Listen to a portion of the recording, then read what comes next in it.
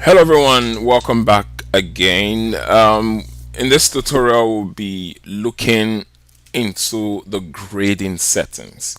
Okay, so this is like saying how are we going to, you know, categorize, the score for each, student in each subject. So you can create multiple grading groups. Grading group is just like, okay, if you have multiple classes that uses the same type of grading, it makes sense to create a grading group and put all those classes together. That's exactly what we're going to do.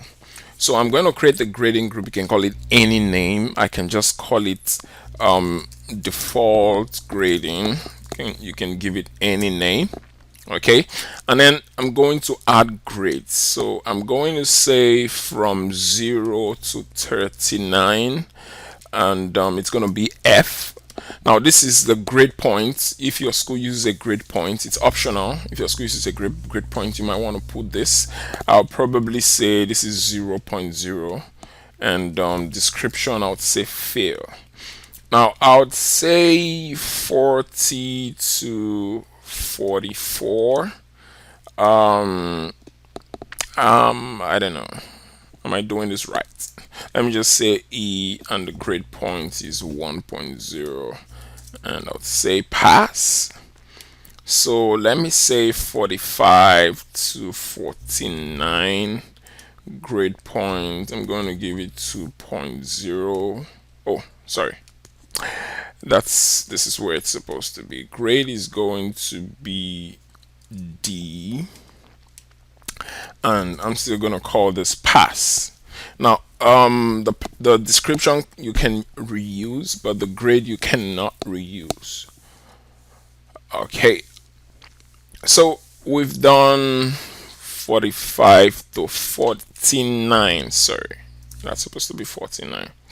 So I'm gonna do 50 to okay, 50 to 59.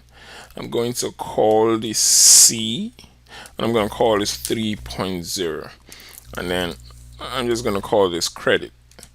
Okay, I can only create one more in this batch, so I'm going to do 60 to 69, and grade is going to be B, and then GP is going to be 4.0, and description is going to be very good. I could change this to good, to just keep it.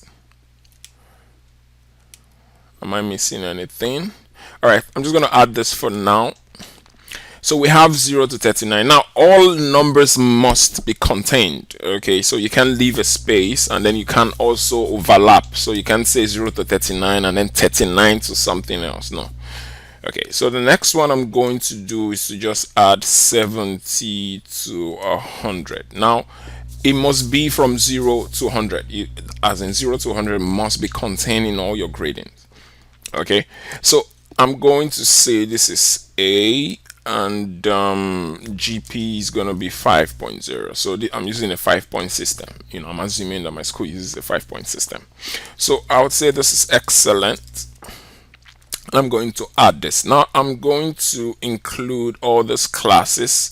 So I'm saying that my SS1 to 3 uses the same class of grading. Okay, if let's say SS3 uses a different one, I could take them off and then create a new grading group, and then add the grading for that, and then include the SS3 in this. That's one thing I could do.